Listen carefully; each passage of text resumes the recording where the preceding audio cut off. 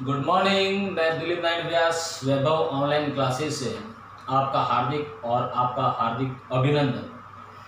विद्यार्थियों, हमने last video में सामाजिक विज्ञान कक्षा 10 का अंतिम अध्याय कंप्लीट किया था, अध्याय संख्या 18। आज हम नया अध्याय प्रारंभ करने जा रहे हैं।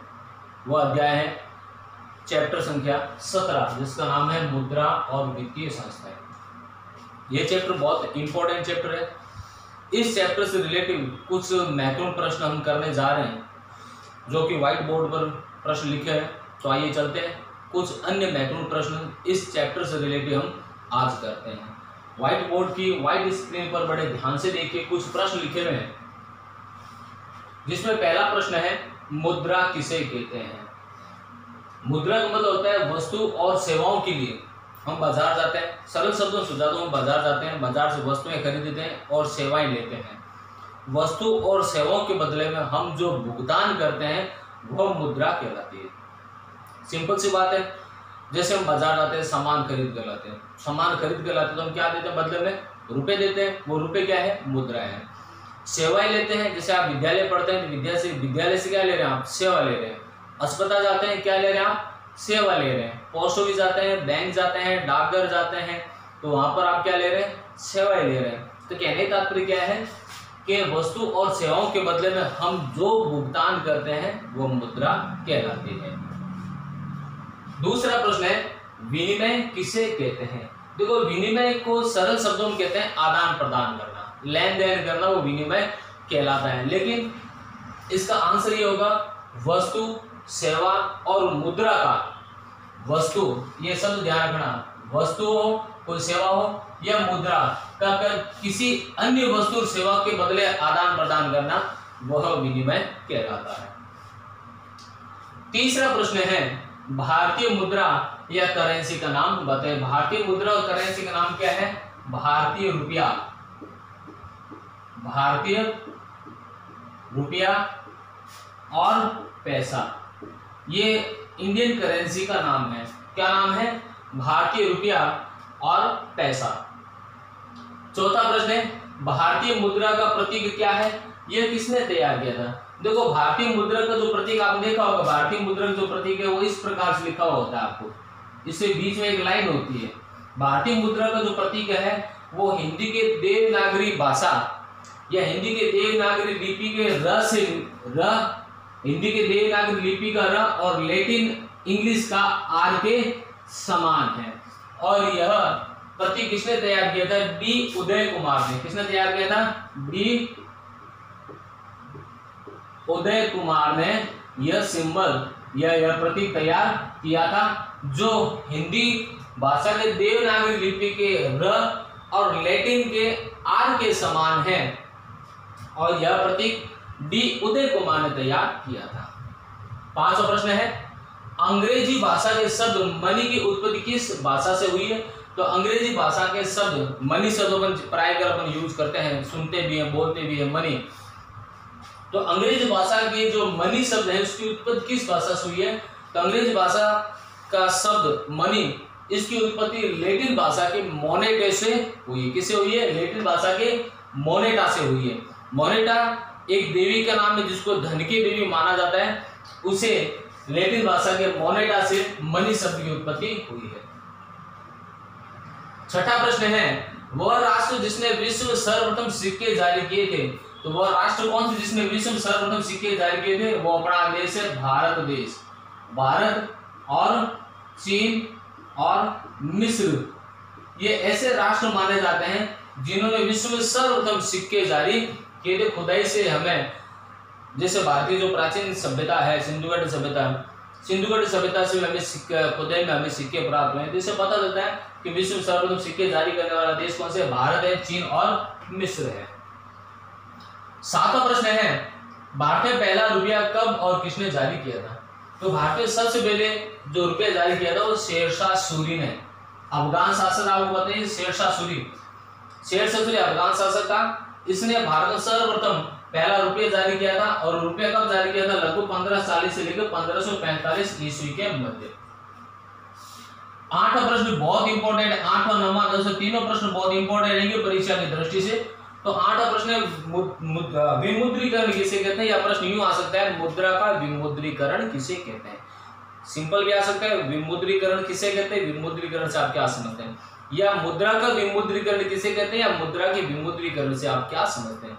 देखो विमुद्रीकरण का मतलब ये होता है वर्तमान में प्रचलित मुद्रा की कानूनी वैधता समाप्त करना, उसे प्रचलन से बाहर करना विमुद्रीकरण कहलाता है। दोबारा सुन ले, वर्तमान में प्रचलित मुद्रा की कानूनी वैधता समाप्त करना, उसको प्रचलन से बाहर करना मुद्रा का विमुद्रीकरण कहलाता है। समझ में आ गया। तो अगला प्रश्न करते हैं, 9वां क्वेश्चन इसी से रिलेटेड है। हाल ही के वर्षों में माननीय प्रधानमंत्री नरेंद्र मोदी ने कब व किन मुद्राओं का विमुद्रीकरण किया था। तो आपको पता होना चाहिए नोटबंदी हुई थी, जिसको नोटबंदी भी कहते हैं, सरल शब्दों में इसे मुद्रा का विमुद्रीकरण भी कहते हैं। आपको पता होना चाहिए 8 नवंबर 2016 को भारतीय प्रधानमंत्री नरेंद्र मोदी ने मुद्रा का विमुद्रीकरण किया था। और वो नोट कौन से थे, 500 के और 1000 के नोटों का विमुद्रीकरण किया था। दोबारा सुन ले, भारतीय प्रधानमंत्री नरेंद्र मोदी ने 8 नवंबर 2016 को मुद्रा का विमुद्रीकरण किया था, जिसके अंतर्गत 500 और 1000 के नोटों को प्रचलन से बाहर कर दिया गया था। अगला प्रश्न है 10वां प्रश्न, बहुत इंपॉर्टेंट क्वेश्चन है, आवश्यकता का दोहरा संयोग किसे कहते हैं। आवश्यकता का दोहरा संयोग से तात्पर्य होता है जब किसी एक व्यक्ति को अपनी किसी वस्तु को बेचना है और दूसरे व्यक्ति की वस्तु को खरीदना है। ध्यान से सुने, जब किसी व्यक्ति को अपनी किसी वस्तु को बेचना है, किसी अन्य व्यक्ति की वस्तु को खरीदना है, और वही कोई अन्य व्यक्ति को किसी अन्य व्यक्ति की वस्तु को खरीदना है और अपनी वस्तु को बेचना है, मतलब आदान प्रदान करना। या सरल शब्दों में जब दो व्यक्ति आपस में एक दूसरे की वस्तुओं को अदल बदल करते हैं, बेचते हैं, खरीदते हैं, जिनकी आवश्यकताओं दोनों को होती है, वह आवश्यकता का दोहरा संयोग कहलाता है। पुनः सुन ले आप, आवश्यकता का दोहरा संयोग किसे कहते हैं, जब किसी एक व्यक्ति को अपनी किसी वस्तु को बेचना है और किसी अन्य दूसरे व्यक्ति की वस्तु को खरीदना है, और यही आवश्यकता दूसरे व्यक्ति को है, दूसरे व्यक्ति भी किसी अन्य व्यक्ति की वस्तु को खरीदता है और अपनी ही वस्तु को उसी व्यक्ति को बेचता है। कहने का तात्पर्य दो व्यक्ति जो आपस में, दो व्यक्ति ऐसे हैं जिन्हें एक दूसरे की वस्तुओं की आवश्यकता है खरीदने की और बेचने की भी। जब वो दोनों व्यक्ति अपनी आवश्यकताओं को पूरा करने के लिए एक दूसरे की वस्तु को खरीदते हैं अथवा बेचते हैं, उसे आवश्यकता का दोहरा संयोग कहते हैं। स्टूडेंट्स, आज हमने अभी 10 प्रश्न किए, आप इसका स्क्रीनशॉट ले लीजिए, इसे अपने नोट में भी उतार सकते हैं। आइए चलते हैं अगले कुछ महत्वपूर्ण प्रश्न देखते हैं। अगला जो प्रश्न है, ये दोनों क्वेश्चन बहुत इंपॉर्टेंट है, ये बोर्ड के फेवरेट टॉपिक है, एक साल छोड़कर एक साल इससे प्रश्न पूछा करते हैं। अगला प्रश्न है धातु मुद्रा के दोष बताएं। धातु मुद्रा जिसे सरल शब्दों में अपन कहते हैं सिक्के, सिक्के धातु के बने होते हैं। तो इस धातु मुद्रा के दोष क्या है, तो धातु मुद्रा के दोष क्या, पहले इसने बताया धातु मुद्रा का हस्तांतरण सुविधाजनक नहीं है। सरल शब्दों में बताता हूँ, यदि आज आपको कोई 2 लाख रुपए दे, तो आप 2 लाख रुपए ले जाइए, तो मुझे बताया 2-2 हज़ार के, 500 के, 1000 के जो नोट है, आसानी से जेब में डालकर, पर्स में डालकर, बैग में डालकर हम आसानी से 2 लाख रुपए ले जा सकते हैं। कोई दिक्कत, 2000 के नोट अपन डालें जेब में या पर्स में डालें या बैग में डालें, तो आसानी से 2 लाख रुपए आराम से ले जा सकते हैं। अगर वही आपको कहें कि 2 लाख रुपए के सिक्के ले जाइए, तो क्या आप ले जा सकते हैं?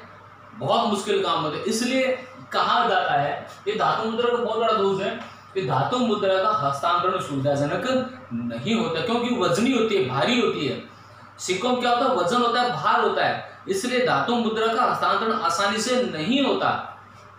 दूसरा, इसके उत्पादन में अधिक खर्चा आता है। धातु मुद्रा हम जानते हैं, धातु मुद्रा मेटल्स के बने होते हैं, धातु के बने होते हैं, खनिज के बने होते हैं, इसके उत्पादन में बहुत खर्चा आता है, क्योंकि धातु मुद्रा जो है खनिजों से बनती है, खनिजों में भूमि से प्राप्त होते हैं, खदानों से, खानों से खोद कर अपन खनिजों को बाहर निकालते हैं, उन्हें शुद्ध करते हैं, उनमें से अवशिष्टों को बाहर निकालते हैं, शुद्ध करने के बाद इनकी ढलाई होती है, इनकी सफाई होती है, फिर सिक्के निकलते हैं, सिक्के ढलते हैं, सिक्के बनते हैं, तैयार होते हैं, फिर मार्केट आते हैं, तो इसके उत्पादन में बहुत खर्चा आता है। ये धातु मुद्रा का दोष है।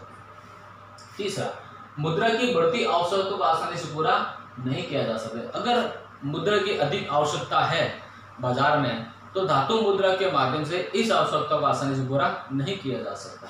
चौथा पॉइंट है, बाजार में मुद्रा की कमी को आसानी से पूरा करना मुश्किल। अगर बाजार में करेंसी या मुद्रा की भारी कमी है और सरकार इस मुद्रा की कमी को सिक्कों के माध्यम से पूरा करना चाहता है तो बाजार में जो मुद्रा की कमी है उसको आसानी से धातु मुद्रा के माध्यम से कर पाना लगभग बहुत मुश्किल होता है। ये धातु मुद्रा के दोष हैं।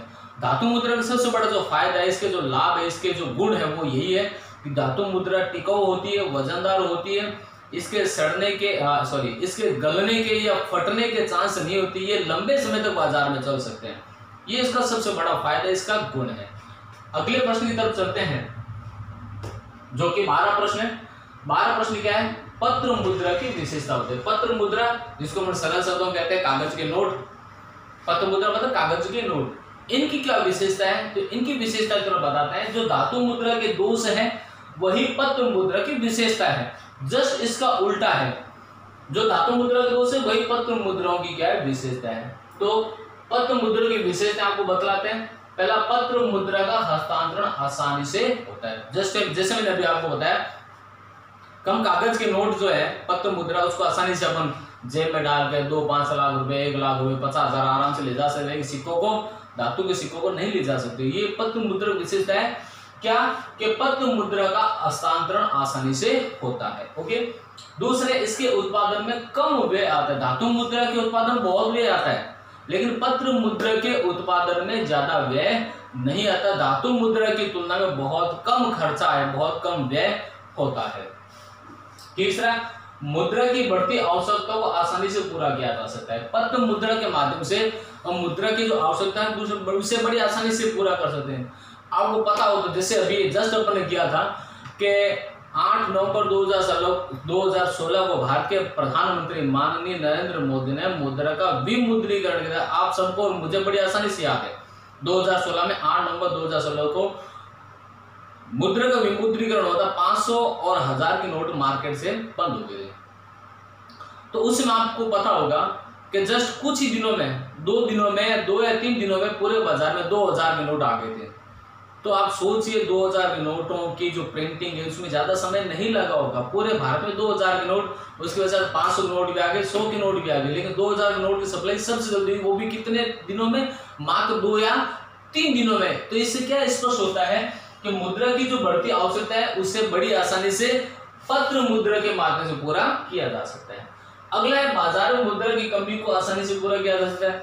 अगर बाजार में मुद्रा की कमी है तो पत्र मुद्रा के माध्यम से सरकार या अपने जो भारतीय जो रिजर्व बैंक है, ये पत्र मुद्रा के माध्यम से बाजार में आसानी से मुद्रा की कमी को पूरा कर सकता है। ये पत्र मुद्रा की विशेषता है।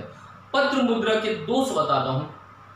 पत्र मुद्रा के दोष क्या है कि पत्र मुद्रा जो होती है वो पत्र से बनती है, कागज से बनती है। ये टिकाऊ नहीं होती, वजनदार नहीं होती, हल्की होती है। तो कागज नोट के गलने के या कटने के, फटने के बहुत चांस रहता है। आप देखोगे आए दिन कागज नोट फट जाते हैं, गल जाते हैं, ठीक है ना, खराब हो जाते हैं, फिर उन्हें बैंक में जमा करा के उनके चेंज करवाना पड़ता है। ये पत्र मुद्रा के दोष है। क्या दोष है कि पत्र मुद्रा कागज के बनते हैं, तो कागज के जो नोट होते हैं उनके गलने के, कटने के, फटने के चांसेस रहते हैं, हल्के होते हैं। ये इसका सबसे बड़ा दोष है। स्टूडेंट्स, आज हमने जो 17 लेसन मुद्रा और वित्तीय संस्थाएं, इनसे रिलेटेड कुछ महत्वपूर्ण प्रश्न, महत्वपूर्ण टॉपिक हमने जानकारी प्राप्त की है। मुझे पूरा विश्वास है आपको आज के जो क्वेश्चन समझ में आए होंगे। वीडियो बहुत पसंद आया होगा आपको, तो पूरा कंप्लीट वीडियो देखा करें। वीडियो पूरा देखकर यस सर करके जरूर कमेंट करें। और घर बैठ के कुछ ही दिनों में आपके सामाजिक विज्ञान विषय का माध्यमिक शिक्षा बोर्ड द्वारा पेपर लेने वाले हैं, तो उस पेपर की घर बैठ के बी ऑनेस्ट तैयारी करें। इसी साथ best of luck. Thank you.